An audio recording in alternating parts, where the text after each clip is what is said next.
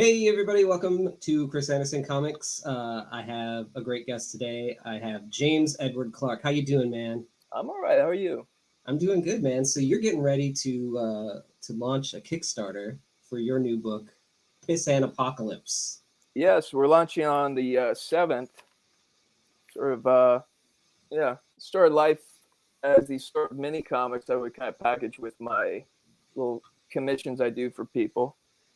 There's 5 of them, and I'm hoping to collect it in kind of a manga-sized book. It's about 160, 170 pages altogether. I've added to the final version about 11, 12 new pages, redone some of the backgrounds in some of the pages, and reworked some of the panels. So it's, if you've read it before, it's a whole different experience. So I'm excited to get into it. Yeah, and we're going to take a look at it a little bit here. I'm not going to run through the entire story because I don't want to give it all away, but I want to take a look at it and break down your process and how it came into be and all this stuff. But what was the first book that you ever released? It was a book called Evil. While I was working at a factory, I was kind of working on this story about mass luchador wrestler who's got to go up against this satanic cult who has kidnapped his girlfriend, and he's got to track him down. And I did 5 issues of that, 3 of which actually saw print. I kind of self-published them. There was a print shop by the factory I worked at. I would just kind of run over there at lunch and give them PDFs and pick it up afterwards. And actually, the first few runs of it, I actually stapled them all together myself. I would just get the big 11 by 18 sheets, fold them in half, cut them all together, and staple them. And that was my first book that I did. Wow. Yeah. And then, did you go right after that to Tales to Enlighten? Basically, I got laid off from the factory, and I had a bunch of personal stuff going on in my life. And I was just I'm just going to finish this stupid book I've been working on, and just for my own good, right? And as soon as I finished it, Matt approached me about doing it. And he was willing to give me a page rate. Originally, it was supposed to be a 24, 30-page book, just sort of a bootleg of Son of Satan and Machine Man. And I kind of pitched him, well, if we make it parody versions of these characters, we can actually sell it, and won't get in any sort of legal trouble, can promote it anywhere. He's like, yeah, that's great. And once we started getting the ball rolling, the pages started coming in, he got more and more excited and just kept adding and adding and adding. And eventually became, I got my copy here. Yeah, it became 160 pages. This is the story. Yeah, I was going to ask, is that what your page count is, 160 pages? Yeah, it's 166, something like that. Yeah, 168. It's that much of the book.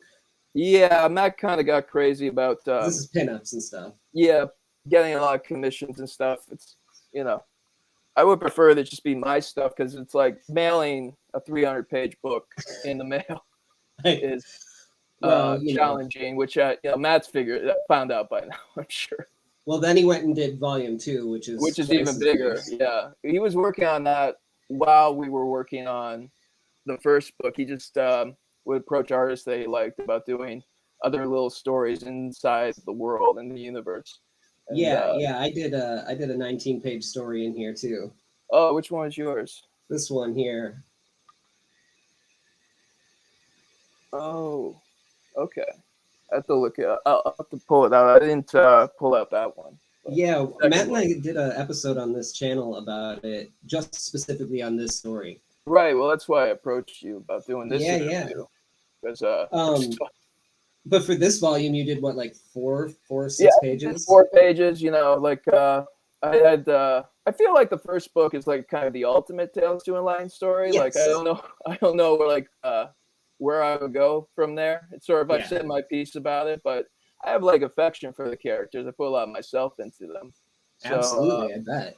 Yeah, so I wanted, I came up with a little 4-page story to sort of bridge the end of the first book with the second book, sort of, Sure. yeah, leave them in a spot where they're kind of just flowing through space with the comic books. You know, I got them laid, and you know, I felt good about just leaving them there. Yeah, it was a great way to launch it off for other people to kind of play in your universe, you know? Yeah, yeah. Like I got the gist of a lot of the stories that he was working on with other artists, and like he was just. I knew it was just going to go in all sorts of crazy directions. I'm just sort of like threw my hands up and like, okay, guy, Yeah. have at it, buddy. Have fun. Yeah. Well, so then after this book, is that sort of when you started coming up with the idea for the book that you're about to kickstart? Yeah. Like originally, like if you look at the first book, the second half of the story, there's a bunch of like they go to enlightenment, which ends up being like a club Mm-hmm. where you know you have all these like famous characters, all these famous actors in the background. I drew them all, and like one of the characters Matt specifically asked for was Ren Xerox, which is like a European kind of Frankenstein, like heavy metal. He appeared in like heavy metal, and I've never read any of the comics. Like I end up like downloading some of the pages, but Mm-hmm. I don't own any copies of it, and like in my head, I'm like, oh yeah, I know what he looks like. He's like yellow, and like he's got the robot eyes and the hair. Oh And, yeah. like, yeah. But like in my head, he was like 3 times larger than he actually appears in the actual comic. So he's like, I drew him like a giant roided up muscle guy, and I had so much fun drawing just like a big muscly dude. Like I kept drawing him in the sketchbook, but I wanted to make him kind of my own sort of take on it. So I gave him the bandages, just so there'd be something distinct about him. And I brought in, you know, the other characters, like the pig was like something that was appearing in my sketchbook, and the girl. I just pulled in all these different elements. Like the first issue was originally like intended to just be like kind of a one-off and just something to do, like a palette cleanser, just to do something different to like get away from like the Tales to Unleash, just something different. And so you know, it was kind of stream of conscious, the development of the first story, and then I kind of sat on it for a while. I worked on revamping Evil, like the creation of like Tales to Enlighten, like went up right up until like the lockdowns, like March 2020. Okay. I was literally sending Matt the final pages as everything was like shutting down on the news. Mm.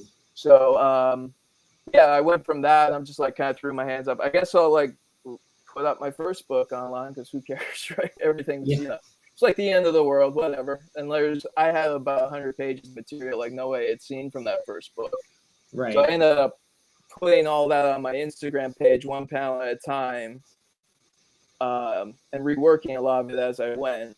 And that kind of became my first big lockdown project, just to keep my sanity. Something I'd have something to get up every morning to do, and like, you know, I gotta get the next piece up and work backwards from that. So like, if you look at my Instagram, you scroll down, you can read it all in order because I posted backwards from the back to the start. Okay. And as I kind of in the middle there, I did the first issue of Pissant Apocalypse, which was mostly like based on these sketches from my sketchbook, and I kind of pieced together the first story just based on like the little random scenes that I had done, and like so it was kind of like a different sort of approach to it. And once I finished revamping Evil, I had come up with the story for the rest of it, where it sort of goes off on like he gets almost tricked. They meet like a new young lady who kind of tricks him almost into going off and like hunting down the architects of the apocalypse, who are the reason the apocalypse happened, and like, you know, committed genocide against the human race. Right. Yeah. Well, let's take a look at some of the pages from it. This is the cover here. So this is the cover of the whole book, right? Yeah, it's gonna be the cover here. Really cool. Yeah, a little bit of TNA, and like yellow apparently sells really well. So. Yeah, it really. I noticed reading it that it really stands out from the rest of it, because there isn't much yellow in the whole rest of the book, and this is just a vibrant, bright yellow. Yeah, saturated. Like I mess with opacity and like textures beneath the colors, so like you can see the texture of the paper. Like I use Yeah. text, yeah, and this is like 70%, 80% yellow. Just make it pop. So, do you do the line art traditionally? Yeah, it's kind You of do. yeah. For like the first issue, I actually like scanned a lot of the drawings I did, printed them out blue line, re-inked them so they would look like cleaner, and Yeah. and it was also like a way for me to do it faster than I was like. I wanted to get the first book especially. I wanted to get out like quick and dirty and like just crank it out. But as Yeah. I got like further and further, I just reverted back to my regular way of doing things. So keep my like perfectionism got the better of me. Yeah, your style is so cool, man. Like, I'm you're very unique. I can't look at it and really place anybody else in your style, and you have like such a consistent ability to keep your style consistent, which I struggle with Oh, thanks. personally. I can look at any piece. Actually, even just from the color palette that you use, I can look at a piece and tell that it's yours. You know? I always say like I'm not very good at Photoshop, so I have like a series of tricks I kind of like work around my limitations, but that ends up being like my style, which makes it distinct. I feel. It's super graphic, and every single one of your pieces looks like it could be like a silk screen print, like a poster or something. Yeah, I do like that sort of aesthetic, and like Yeah. sometimes I'll just like take a layer of color and just kind of move it over so it looks a little offset, like it's like the old timey comics who were printed so cheaply, like the colors don't always line up, right? Right. And you do a little bit of color hold sometimes on your line work there, because like on around her shoulders and stuff, I can see that you've done it in red, and like the in the text too, you use like a deeper red or a brown, right? Yeah, like I don't use like solid blacks. I use kind of a dark brown kind of Mm-hmm. color, and then I like making like flesh tones, kind of red, like line weight, because it's like it makes it kind of you feel the warmth of the skin and sort of makes it pop a little better. I feel. Yeah. And do you use? It's a brush that you use, right? And I use tech pens mostly, oh, you predominantly, do? and then I go over it with brush and ink. I used Oh, like quill nibs for years and years and years, and then eventually, for whatever reason, I switched over to using tech pen. I settled on using tech pens instead of like a micron, because the particular tech pens I use, they're actually like sharp like nibs, so you get yeah. that kind of feeling of like you're carving into the paper, like you get with Mm-hmm. kind of quills that I like, or I was Yeah. used to anyway. So it's kind of like a similar feel to it, and like the line's different, but like actually like making the mark kind of feels the same. So it's like, you know. So for like around his hands and stuff like that, you're using a tech pen for that too, or is that Well, the brush? for the hands, like the thicker lines are mostly brushed. Like I would Okay. draw it out with the tech pen. Like I go over it with the tech pen, I go in with the brush, and then I go in with kind of I have the whiteout pens and sort of like hit the highlights and stuff. Gotcha. Yeah.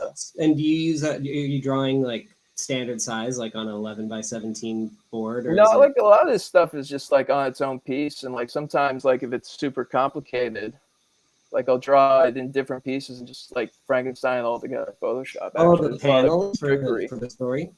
Yeah, yeah. Ah, Like for the campaign, like I said in the first issue, I tried to keep it all together and like break my bad habits, but eventually I reverted back.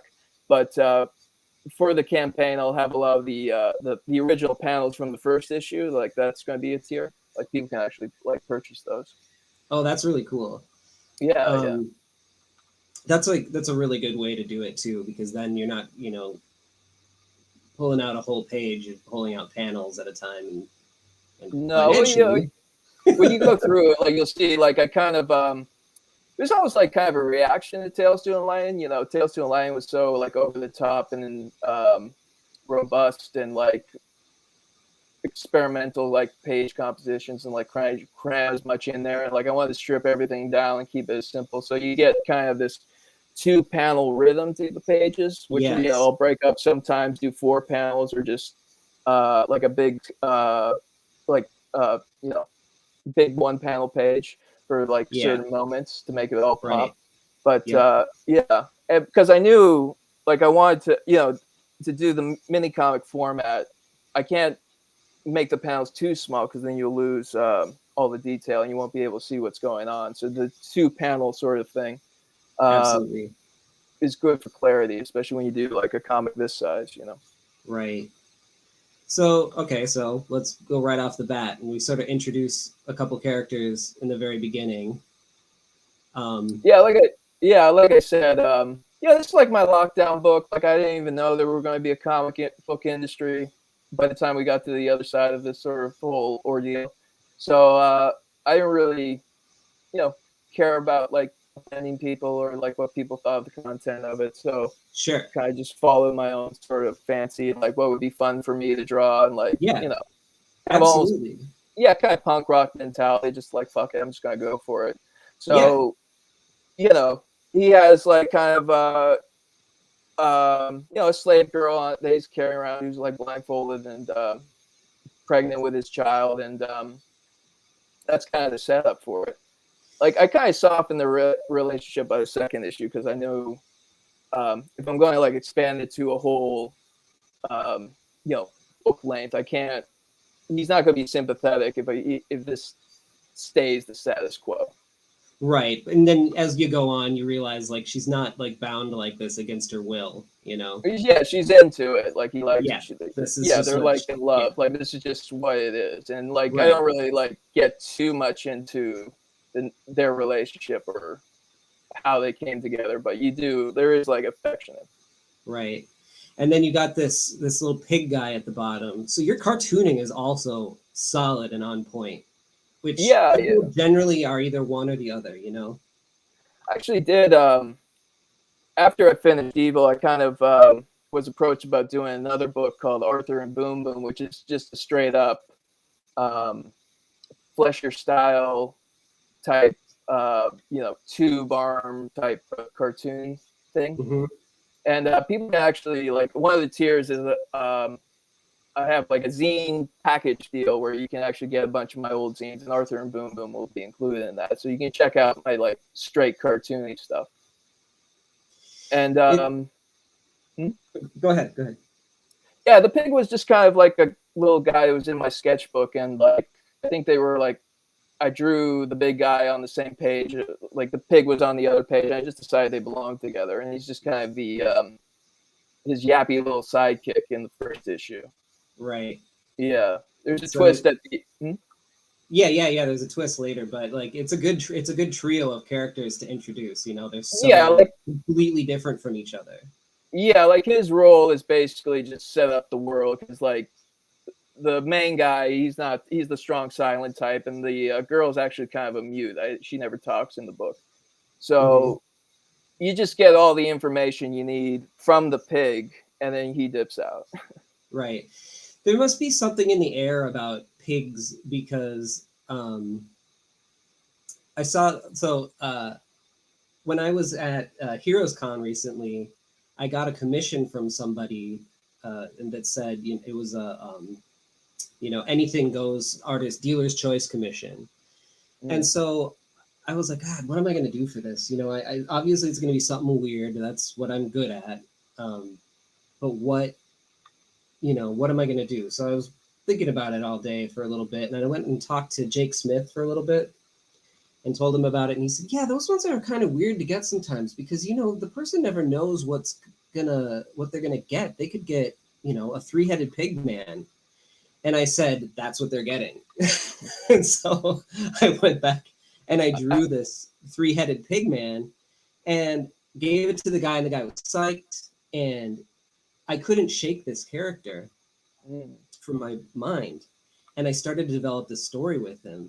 And so it's going to be the next book that I put out. That's cool, man. But then at the same time, I saw that on Zoop, Tony Gregory's got a book coming out about a pig man who fights robots and stuff like that. And then you sent me this, and I was like, why are we all drawing pig people? I think honestly it was 2021 or 2020. It was the year of the pig. So there's Yeah. just like a lot of like pig pictures on like Instagram or something, and I just kind of drew one in my sketchbook, like probably Yeah. based on somebody else's like version of a pig, Right. and And kind is it of just like just reverberating? yeah. I remember it was like year of the pig, so there's a bunch of pig stuff, and Yeah. that's where he came from, I think, originally. These rocks in the background and this texture that you use for backgrounds is brilliant. And these colors are amazing, man. I just love this palette. Yeah, I use a very limited palette, like really just like the tabs you open, like the color swatches you open when you open Photoshop. And Hmm. I just stick to those, but I mess with the opacity. So either like a 30% or a 50% or 70%, and you get like different tones of it. Yeah. And yeah, they read differently, like what as you mess with the opacity. And like I said, I have like a paper texture beneath that. So because I don't use like 100% opacity, you can see the texture beneath it. Yeah. And yeah, I think like if you read like Tales to Enlighten, like I use sort of a similar thing. So it's like they almost like walk out of Tales to Enlighten, and like they're walking around the rubble of the end of that. And like if you read Evil, there's kind of a similar sort of brick texture in the big climax fight in the fourth issue of that. But that's like an actual like the rocks are all together, and then like Tales to Enlighten, like all the stones and bricks get like destroyed, and now they're, you know, it's almost like kind of an Apocalypse trilogy. I've realized like Sure. If you Evil is squint, like, it's all in the same world, right? no, they're not in the same. They're Right. different. But like, you know, Tales to Enlighten, like it's all about like multiple dimensions and multiverse, and so like really, they could be like, you know, Sam and Manfred could show up in either world if they wanted to, Sure. if we wanted to. But yeah, so like Evil is like the ritual to start the apocalypse. Tales to Enlighten is the apocalypse. This is the post-apocalypse. That's sort of like how Um, I've thought of it. so this is your main character. Yeah, he's kind of nameless. I never really. I didn't feel like he needed a name. No, no, he doesn't need a name. No. But you waste no time in getting right to the action in this book. By the way, this is not in it's in chronological order, but I cut a lot of pages out so that Oh people yeah. watching aren't going to get, what the story's all about. Yeah, He like actually, yeah. what's that? Like people. Sorry. No, go ahead. People like it's all up on my Instagram. Like people really want to check it out. They can just Yeah, if they scroll down far enough, they can read it. But sure. so I'm not like too precious about like, oh, I can't. You can't show the whole book. Like you know, it's all out there. People have read it. But Yeah, you know, I think most people who enjoyed it, they would prefer to have like a volume of it. So I'm not yeah. too I kind of stressed feel about the it. same way too. If I'm watching a show on YouTube or wherever, and they go through the entire book, I'm gonna want to have it in my hands, regardless of whether I know what the entire story is or not, so that I can look at it physically. So, Yeah, like it, I'll steal like comics and stuff, like pirate it, but like I won't actually read it because I hate reading shit on the screen. yeah, And like if the art's good, like I'll want to track down an actual volume. That's like me personally. yep, I'm the exact same way. Yeah, Um, you this is I can see in the lettering here. This is where you kind of throw the color off on it, yeah. like you were talking about. Doing the offset color for the lettering, especially like this where like it's flying through the air, it's like hitting so far, you get the impact, kind of like doing the offset sort of. Yeah, and I love how your colors are sort of soft and muted, and the opacity's down, like you said. But then when there's a high impact scene, you throw this bright ass magenta in there. Yeah, make it really pop. Get the intensity up, like you said. Yeah, so it's just like the first issue is super basic, almost like when you read the book now, it reads like a prologue more than anything else, just to Mhm. introduce the character and the world. So Yeah, he just sort of gets like they're walking through the wasteland of the apocalypse, and then they just get attacked by these marauders, and they have a confrontation, and it's pretty bare bones. And then like you have the ending, sort of a punctuation on the whole thing, People Sure. still people still like are upset with me putting the ending of the first issue. I still Oh, get jeez. comments like, "I can't believe you did that." Like, which I think it just means it worked. So Well, you know what? It got him talking, didn't it? yeah, this makes it memorable. Yeah, I have no apologies for going all the way, with my heavy metal stuff. Yeah, All were you that. published in heavy metal? A lot. Oh, A cool. lot. I've got like 5 or 6 standalone stories, and then Nice. until they folded, I had about 7 issues of an ongoing story that I don't know if I'll ever get to finish. Yeah, do they own the rights to it? Is that the problem? Yeah, we're going through some stuff. We'll Yeah, see. that's We'll see if always I a can nightmare. finish it or not. That sucks. Hopefully, I can. The one nice thing about being completely independent is you don't have to worry about such nonsense, lawyers and all that. Yeah, yeah. But sometimes, you take a gig because you need to pay the rent. But No, absolutely. Yeah, I get you. um, but yeah. So I love these like Marauder characters and how they're just one single solid color. Yeah, I think originally I wanted to do something different with the colors and like everybody's a different color and stuff, but I kind of abandoned it after the first issue. But it works here. I like it still. It kind of I think it works really well here because of what they are and who they are. There's just sort of it doesn't matter. They are a band of marauders. Yeah, It's they're not just like like they're not the monster of the week kind of character. They're a group that he has to deal with. So this is a perfect way to handle them. You still yeah, I get some think individuality. It's not like they're Ninja Turtle foot soldiers or whatever. But yeah, I think I based each of them off of like different internet personalities that I was sort of familiar with. I think one of them's like Suzuki, who's a wrestler from New Japan. I got into like New Japan around the time, or I guess like 2017. But he's got a very interesting look to him. yeah, He almost looks like a goblin. I don't know if you're familiar with any of those guys. yeah, I know who that is. Yeah, and We I think all know that the middle guy. was that Gucci Berry or something. He's like Something like kind of he's like a um, like an internet personality. He just does like weird stunts for attention. uh-huh. Yeah. I just yeah, interesting characters, interesting faces that I just put in there Yeah, or that's use really as cool. models at least. Yeah, totally. Yeah. And then here I pulled this page out because I think this is a really good example of, you giving this pig emotion. Yeah, I have that was like one of the first drawings I came up with. Like you can see I kind of the pig is different. I didn't like this pig. I reworked Hmm. it, but yeah, you can see the original right there. And this might be, if not the first, one of the very first sort of pictures where this character emerged. And so, like you said, each of these panels you kind of draw separately and then you just sort of piece them together. Yeah, well, it's easy because I have the format. I have like um, the panel template like Yeah, saved, and I just use it over and over again, and just sure. put the artwork inside. So it's pretty easy Pop like them that. in. Yeah, Yeah, nothing too. I wanted to keep the whole thing simple.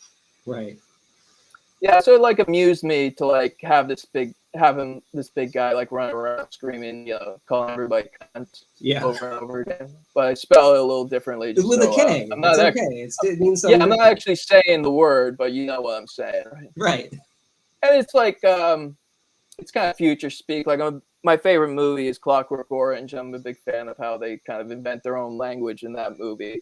Like the English language is degrading as the future as time moves forward Yeah. and it evolves and stuff like that. I tried to like in this first issue kind of play with that. I kind of like he has a specific like cadence way of speaking. Yeah. Near future stuff is some of my favorite stuff because I feel like it takes a little bit, almost you can let your creativity go crazy and think of far future stuff and come up with all this stuff, but to come up with near future stuff like changing the dialect and things like that and just things are just slightly off, it takes a little bit more of like finesse and nuance to do that. And I think that like there's almost more creativity to coming up with like near future weird quirks than there is to just let it all go. You know what I mean? Yeah, I think in the opening I have the caption, and what did I say? It's something like, yeah, sometime from now. So it's sort of like vague, like, it's like Yeah, 20 years in the future, 30, 40 years. It's really sure. maybe 5 years in the future. We don't even, Yeah, yeah, keep it super vague like that, right? yeah, And you get into the fight scene here. yep. It's just like a super basic sort of bare bones issue where, yeah, they have a fight and he kills them all. And then, yeah, you have And we the move ending on. of the book. Yeah. Right. Yeah, I think I have more pages from the first chapter than I do from anything else. So at the end here, he's this is the end of the first story, right? Yeah. And he's a little tender with her, sort of. Right. So you get these like lovey moments. Yeah. Yeah. And like there is like, this is like directly after like a real brutal scene where he sort of kills his little pig sidekick and he cuts him up and eats him and feeds it to her. And then Right. yeah, there's a sex scene. There's a panel with some sex in it, and it's just like sort of like throw you completely off kilter. And then there's like confuse you even further because then there's like kind of a tender moment we hit Right. off with. And you realize, like, in my mind, he was always going to kill and eat that guy. It's like, Well, he's a bit annoying. yeah, he's supposed to be irritating, Yeah. and makes a So you lot of almost cheer when it happens. yeah, he makes a lot of assumptions about the nature of the relationship, Right. and he was just, if he killed him before, meat would rot, and if he leaves him alive, like he'll carry shit for him, basically, Right. is the plan, Right. and that was always kind of the plan. Once he outlives his usefulness. Right. So this is the cover for the second issue. Yeah, yeah. I'm going to have all the covers are going to be in the final collected volume. They're going to be kind of chapter breaks. Right. Introduce Like each chapter, and then you'll get the cover. yeah. And this one, you kind of get it. The story starts emerging, the plot actually. Like the first one's very bare bones, kind of Yep. over the top violence and sex and gory stuff. But this one, then you realize there's actually a plot here where you actually like dive into what happened to the world, to the universe, and like you get introduced to this female character in the middle who is kind of like a femme fatale character, and she's kind of playing both sides. She has a history, which you learn through flashback as we go through it, and she kind of like tricks him into like chasing down the rest of it. Like she's involved with them, but she kind of plays it off like she's the victim and sort of plays to, she's a pretty girl and he's got like one girl, but like, girls are hard to come by in the apocalypse, right? Yeah, gotta collect them all, like Pokemon, right? Yeah, yeah. Like, what's he gonna do? Chase this girl off? Like, I don't know. Right. We've established he likes girls, so. And then what are these guys called behind her? They don't really have a name. They're just kind of like these genetically engineered monsters, kind of based on, it's like there's a talking pig in the first issue. Like, where does he come from? And it's sort of implied that the talking pig is sort of the same sort of program that these creatures come from. They're sort of these insatiable kind of killing machines that just are unleashed on like, crowds of people, and they can just like chomp through humans and bones like they're butter and just like can't stop eating them. But then they're also they're kind of controlled by the villain of this issue, General Candy, who is we get his backstory where he's kind of like this candy manufacturer. Like he's got a company called General Candy, so it's sort of like a play on words, right? Right. Yeah, and he's got these magic beans, which are basically jelly beans that that these monsters like to eat, and they can control them by controlling the supply of jelly beans. So sort of, like I lean into like kind of the dream like kind of quality too, and there's a bunch of like kind of like silly non sequitur stuff, because it is kind of like an odd sort of nightmare world, right? Yeah. there is a logic to it when you get into it, but there's also sort of like everything's a little off kilter. And this is the scene where she, like I said, she tricks him into like, she kind of plays victim because you open up and there's like a town on that's been massacred, and he decides he's going to go in there and like, you know, take care of whoever is like killing all these people. Mm-hmm. So he is like, he does have kind of like a heroic streak to him, and there is like redeemable qualities to him. Right. You realize. And then yeah, he's got some Conan elements to him, you know. Yeah, he's kind of like you know, yeah, I describe him as kind of lone two-fisted mutant renegade. I think that's kind of a good description of what his character is. Right. And she sort of plays victim, like she was a member of the town that just got massacred, and here she's explaining the situation, and you can kind of tell it's by her body language that he's like, you know, using her feminine wiles to get on his good graces, right? Right. And sort of, she gets in her ear and sort of explains, you know, you killed the one architect of the apocalypse, the other three are going to come after you. Like they have a pact, like they're not going to leave you alone. Like you want to take care of this now, or you want to like wait till after the baby's born, and then you got mouth to feed and people trying to kill you, right? Right. And that's sort of like how that sort of like launches him out on like kind of the hero's journey of like, this is like a call to action. He's got to track the rest of them out. Right. So yeah, there were 3, and then there were 2, and now there's 3 again. Well, there's 4. Yeah. Well, and she actually like kind of takes the place of the pig and the baby. Yeah. Well, the baby. Yeah, you see what? Yeah, I don't want to spoil that, but that kind of yeah, I pay off like the fact that she's pregnant at the very, very end. Yes. Yeah. All right. So okay. So yeah, like I said, I kind of like really abbreviated some of these chapters so people would get a chance. I kind of went right into the next one. So here we get to see another of the Apocalypse guys. Yeah, so there's General Candy, there's this guy who's the the engineer of the Apocalypse, and then there's the alchemist of the Apocalypse, and then there's the king of the world. And this is the engineer of the Apocalypse, and you get into the backstory of his city of the future, which is so every one of these chapter breaks or these covers could absolutely be a silkscreen poster. Oh yeah, no, I wanted to make each one shit out of them. I kind of have like a formula for them because you get the title and then you get the like the figures around the central figure, right? And they're great. They're great covers too. Yeah, and they like tell the story without actually like when you read it, you realize like it does tell the story of the whole book, but you know, it's like abbreviated version. It works as just as a cover. And this is the Architects of the Apocalypse, where you open up and he's like maniacally digging all these graves. There's a whole field of just graves, open graves, and he's in the middle of it, and they show up and like, hey, I'm here to kill you. Get the fuck up here. And he's like, hey, welcome to the city of the future. And it's just like a giant field of open graves that he's dug. Right.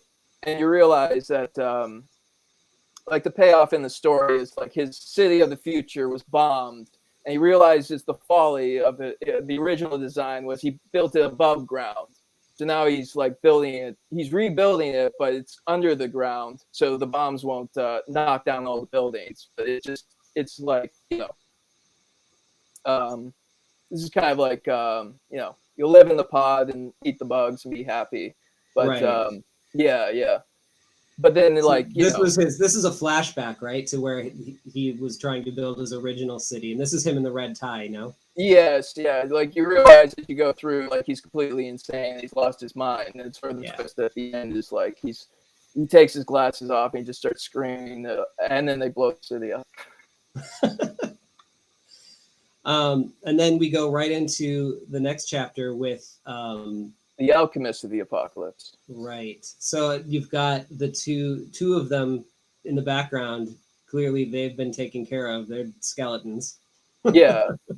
And you got the King of the World back there. Yeah, way in the back. So we have yet to meet him, but we're about to meet the Alchemist. You get the sort of flashes of them. Like with each issue, I kind of preview the next guy. Like I give him like a line or two.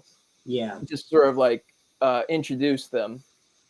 And then, like, the interesting, as I was like developing the story, like the interesting part became like kind of for me was kind of like the arc of like their relationship, like the alchemist or the architects of the apocalypse, and sort of their relationship to each other, and sort of the arc of the like how the whole thing went to hell.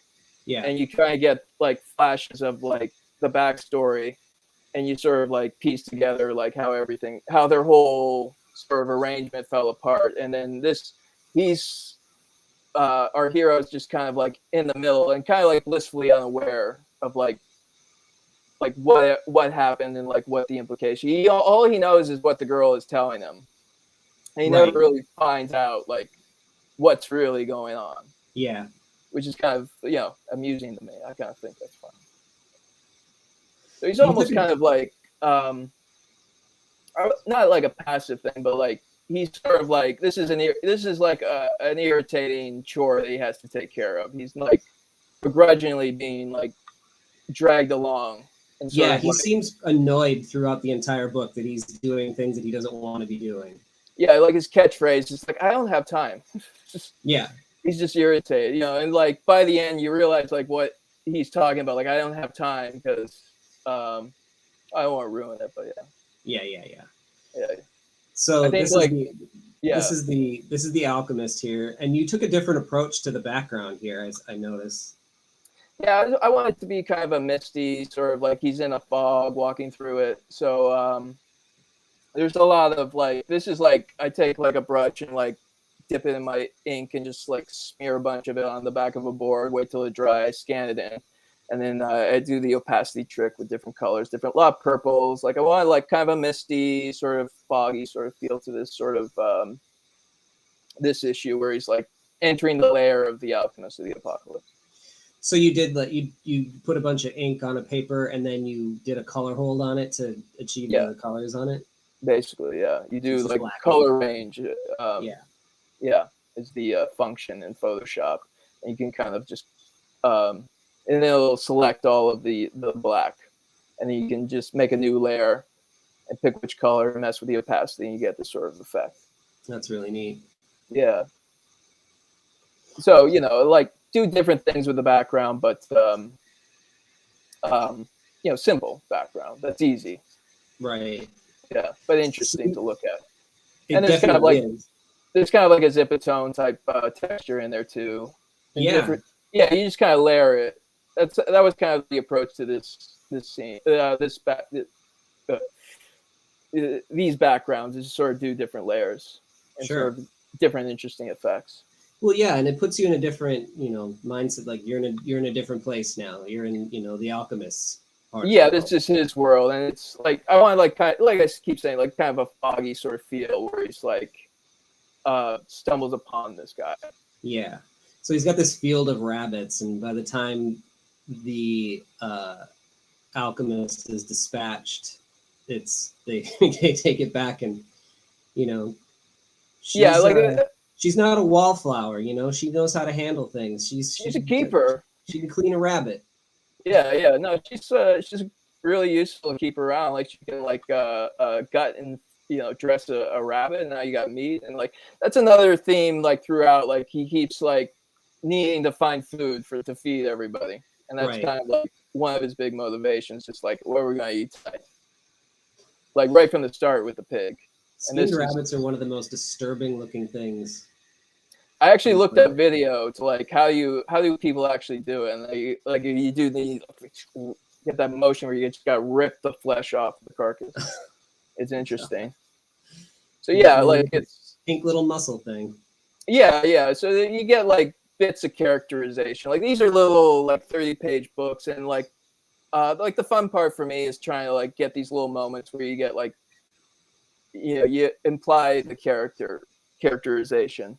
Right. And you build the character through like almost implication, and you sort of like let your imagination fill in the blanks. The audience's imagination fill in sort of like the parts you want them to. Right. And that's kind of like fun for me to kind of figure out like how I can like suggest these things to the audience without actually like coming out and saying it all, right? And like because I don't even have the room to do that, and that would be kind of irritating if you were like spelling everything out to the audience every time. Exactly. And then This we is get to the final chapter. yeah, like by the end of the fourth one, like the joke is that the alchemist of the apocalypse, he actually stinks. So like his band, he comes back and like I can still smell him on his bandages, and he takes it all off. And this sort of, I feel like that kind of like passes for like almost character development for this guy. He's Yeah. like at the beginning, he's like covered in all these bandages, and like by the fourth one, he removes it all. He tears off all the bandages, and he's got all these scars all over him. And you realize he's only got the one eye, and um, yeah. So he's sort of by the end, like he's healed almost, right? Right. Yeah. And this is sort of like him laid bare. And they always say like don't open your book with a dream sequence, but I did in this one because it's like. Well, he wakes up and he's at the castle, and you realize, and the girl has like kind of dragged them there because they get a wagon at some point. Like the implication is that, like in the second issue, when they're in the town, they get a wagon, so so the pregnant girl doesn't need to sit on top of the horse; she can actually like lay down like on the fur they have, and then Right. they end up sleeping in the wagon, and while they're sleeping, the femme fatale character actually like takes the horse because she's very anxious to get this done. And then we open with like a dream sequence, and it's just sort of like crazy weird stuff, just to open with a big bang. And it's sort of like the book has kind of like a nightmare feeling. So like when he wakes up from the nightmare, it's like we're waking up from the nightmare, and there's like Right. kind of like clarity to things almost. Things kind of open up, and that was kind of like my idea with it. This is the basically you get to the end, you got the king of the world, and the emperor has no clothes. That's basically the joke. So he's sort of like the big bad at the end of everything, huh? Yeah, like the whole, it's like you're all of them are not what you expected, and it's sort of like almost Yeah. anticlimactic. But like Yes. I do a twist on it being anticlimactic. Like Yeah. you get to the end with the king of the world, but that's not actually the climax of the book, right? Right. And it turns out like they're not even really the villain. They're not necessarily the big villain. Like the villain was kind of with them the whole time, sort of thing. Yeah. Yeah. And that's kind of just the idea, and just sort of like play with people's expectations, but like, you give them what they were expecting, but like not the way you wanted them to, and sort of like it's almost a misdirection. Yeah. Yeah, Right. yeah. And this was, when I came up with the story, this was kind of like one of the first scenes I came up with in my head. He's just, you get to there, and the emperor's like this old decrepit guy. He's like, "Who are you?" It's like, I don't have time for a name. And you realize Right. like he's never got it. I never gave him a name. It doesn't really matter. Oh, did I And this lose was you? like, hmm? I'm here. Are you Oh, there? you're there. Okay. Yeah. I think Yeah. your audio cut out for a second. Oh, sorry. What's the last thing you heard me say? I'd have to back it up. Well, no worries. For a second. I was just saying this was one of the first scenes I came up with when I was coming up with the largest story. You get to the end, and the emperor has no clothes, and he asks him like, "Who are you?" And he's just like, "I don't have time for a name." And you realize he never got a name. Right. Yeah, and that's just kind of it's little things like that like tell you everything you need to know about the character. Right. Yeah. And then I put this as the last page to show because I don't want to give anything else away with the rest of the story. Yeah, like Because everything after this is kind of important, and don't want to spoil it for anybody. yeah, I feel like it's a good payoff, and it's sort of like Yeah. I think you froze again. For whatever reason. I don't know why. But I'll talk and I'll say that you're starting the Kickstarter on September 7th. And okay, so you had to duck out, it looks like. Starting the Kickstarter on September 7th. It'll go for 30 days. It'll go until October 8th. So if you're watching this afterwards, I'm sure there'll be another way for you to get it. But if you're watching it while the Kickstarter's on, I highly encourage you to go in. It sounds like he's going to have original panels from it that you can get and all sorts of other things. And then you can find him on Instagram, James Edward Clark. You can see on the ticker tape right now. And yeah, go and get it. Thank you for watching. Thanks for watching, and don't forget to subscribe to my Patreon, where at the $3 level, I'll send you my sketchbook, The Sketch of the Masters. And at the $5 level, I'll send you the sketchbook plus my mini stories, Not Man Nor Beast, but Moss, Stench of the Sea, and The Voyeur. At the $8 level, after a year, you'll get a commission. Don't forget to sign up for my newsletter in the show notes. Check out my store, where I have lots of original art. And you can also buy books like Lost Angels, a sci-fi YA adventure about a girl who has to solve a mystery in a crashed alien city. Spectral, a showcase of fear, is about a sinister puppet master who travels from town to town telling tales to children who may never sleep again. You can request a commission at any time just by contacting me.